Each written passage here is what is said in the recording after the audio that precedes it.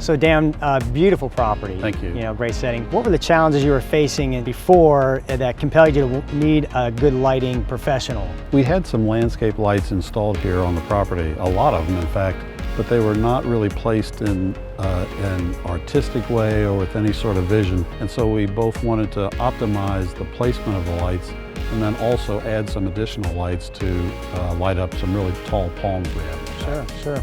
And so then you found Brent. What is it about him that you said, that's the guy? There were like 2 or 3 things, and I met with Brent several times before giving him the work.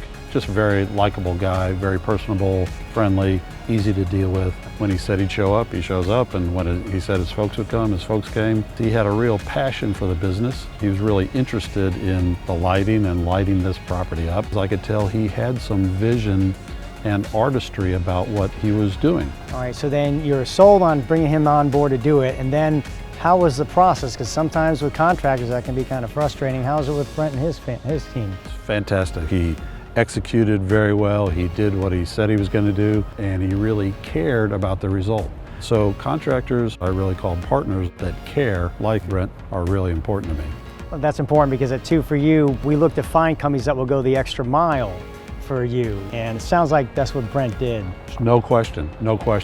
He swapped out a bunch of things, and I said, oh, I don't like exactly how that is. He says, oh, we'll be out tomorrow and fix it. They're really exceeding expectations. Actually, last night my wife and I were looking out on the back balcony and we're like, I can't believe how fantastic it looks. You can see the theme behind what Brent did. It's not just lights everywhere. There are certain focal areas. It's really, really good. That's awesome.